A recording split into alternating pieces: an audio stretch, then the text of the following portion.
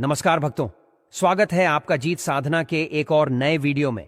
आज हम आपको बताएंगे कि 2025 के फाल्गुन मास की शुक्ल पक्ष की एकादशी, जिसे अमला एकादशी या आंवला एकादशी कहा जाता है, कब मनाई जाएगी। 9 मार्च को या 10 मार्च को, क्योंकि दोनों ही दिन एकादशी तिथि रहेगी। ऐसे में जानेंगे कि इस दिन व्रत किस दिन करना उत्तम रहेगा और क्या इस दिन भद्रा का प्रभाव रहेगा। अमला एकादशी का बहुत महत्व है, जैसा कि इसके नाम से ही स्पष्ट होता है। इस दिन आंवले के वृक्ष और फल की पूजा विशेष रूप से की जाती है। लेकिन जिनके पास आंवला का वृक्ष नहीं है, क्या वे सिर्फ आंवले के फल से पूजा कर सकते हैं?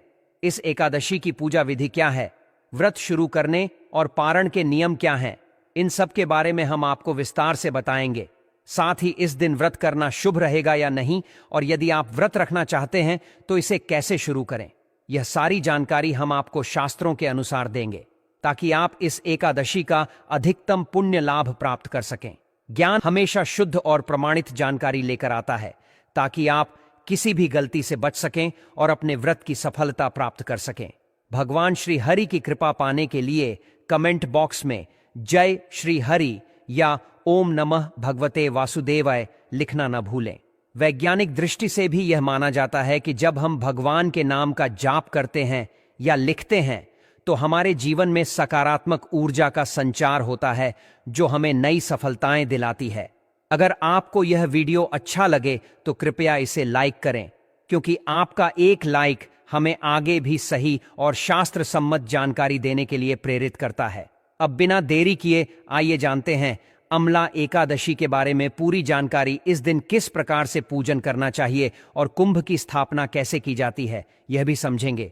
कुंभ का अर्थ होता है घड़ा, और इसकी स्थापना विशेष रूप से की जाती है। इसके साथ ही आंवले की पूजा भी होती है। यह एकादशी बहुत फलदायी मानी जाती है।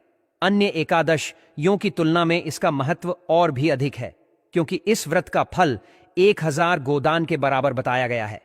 यानी जितना पुण्य 1000 लोगों को दान करने से मिलता है, उतना पुण्य इस एकादशी के व्रत और पूजन से प्राप्त किया जा सकता है। अमला एकादशी पर विशेष रूप से आंवले की पूजा का महत्व बताया गया है। आंवले में भगवान श्री हरि और माता लक्ष्मी का वास माना जाता है। एकादशी स्वयं भगवान श्री हरि की प्रिय तिथि है, और इस दिन आंवले की पूजा करने से माता लक्ष्मी और भगवान विष्णु दोनों की कृपा प्राप्त होती है। इसीलिए इस एकादशी का विशेष महत्व है। अब हम आपको बताएंगे कि यह व्रत किस विधि से करना चाहिए और किस दिन व्रत करना शुभ रहेगा। पूजा की शुरुआत किस प्रकार से करें, स्त्रियों को किस विधि से पूजन करना चाहिए, और इस दिन कौन कौन सी सामग्री की आवश्यकता होती है, यह सब विस्तार से समझेंगे। अमला एकादशी के दिन आपको कुछ विशेष सामग्री जुटा होती है। अगर आपके पास आंवले का वृक्ष है तो वह सबसे उत्तम माना जाता है। यदि आंवले का वृक्ष नहीं है तो आप किसी मंदिर में जाकर वहां के आंवले के वृक्ष की पूजा कर सकते हैं। यदि मंदिर में भी यह संभव ना हो तो आंवले के फल से भी पूजा की जा सकती है। अब हम आपको बताएंगे कि यदि आप आंवले के फल से पूजन करना चाहते हैं तो उसकी विधि क्या होगी। यदि आपके पास आंवले का पौधा या वृक्ष है तो उसे कैसे पूजना चाहिए, इसकी भी पूरी जानकारी देंगे। अगर आंवले का पौधा या वृक्ष यदि उपलब्ध ना हो तो आंवले का फल, रोली मोली, पान सुपारी, लौंग, इलायची, धूप दीप, भगवान श्री हरि को भोग लगाने के लिए हरी मिठाई जिसमें आंवले का अंश हो तो उत्तम रहेगा। मिश्री और फल फूल और फूलों की माला यदि संभव हो, और एक तांबे का लोटा शुद्ध करके इसमें गंगा जल और स्वच्छ जल भर लें। 8 भगवान श्री हरि की तस्वीर या प्रतिमा, इन सभी सामग्री को एक थाली में सजा लें और विधिपूर्वक पूजन करें। पूजा के लिए आपको कुछ आवश्यक सामग्रियां तैयार रखनी चाहिए। आपके पास एक छोटा चम्मच होना चाहिए जिससे जल अर्पण किया जा सके। यदि अजवायन उपलब्ध हो तो उसे भी रख सकते हैं। पूजा के लिए चौकी और पीला वस्त्र भी रख सकते हैं। दीपक के लिए शुद्ध घी का दीपक जलाना उत्तम रहेगा। यदि घी उपलब्ध ना हो तो तिलके के तेल का दीपक भी जला सकते हैं। साथ ही धूप और एक खड़ा अक्षत भी रखें। कलश स्थापित करना आवश्यक है। आप पीतल, तांबे या किसी अन्य धातु का कलश ले सकते हैं। यदि धातु का कलश ना हो तो मिट्टी का भी उपयोग कर सकते हैं। इस एकादशी में कलश दान करने की आवश्यकता नहीं होती, यह केवल पूजा के लिए रखा जाएगा। कलश के ऊपर रखने के लिए श्रीफल, नारियल लें। यदि संभव हो तो पंचपल्लव आम या अशोक के पत्ते भी रखें। सूर्योदय से पहले उठें, स्नान आदि करके मंदिर और पूजा स्थल की सफाई करें। सारी सामग्री एकत्र कर लें और उत्तर दिशा की ओर मुख करके बैठें। यदि उत्तर दिशा संभव ना हो तो पूर्व दिशा की ओर भी बैठ सकते हैं।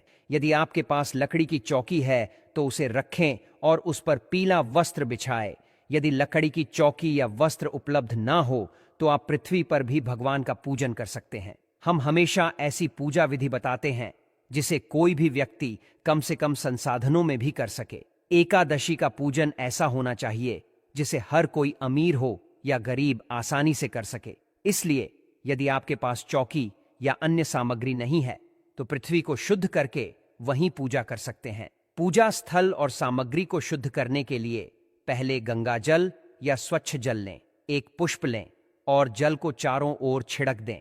यह शुद्धिकरण, पवित्रीकरण के लिए आवश्यक होता है। ओम अपवित्र पवित्रो व सर्वावस्थागतो यस्मृत पुंडरीकाक्ष सबाही अभ्यंतर सूची। इस प्रकार से हमने पूजा स्थल, सामग्री और स्वयं को शुद्ध कर लिया है। अब भगवान को विराजमान करेंगे। यदि चौकी है तो उस पर पीला वस्त्र बिछाए, फिर भगवान की प्रतिमा या तस्वीर रखें। यदि चौकी ना हो तो पृथ्वी पर एक स्वच्छ स्थान पर भगवान को रखें। भगवान को आसन देने के लिए उस स्थान पर थोड़े से फूल अर्पित करें और भाव रखें कि भगवान इस स्थान पर विराजमान हो जाएं।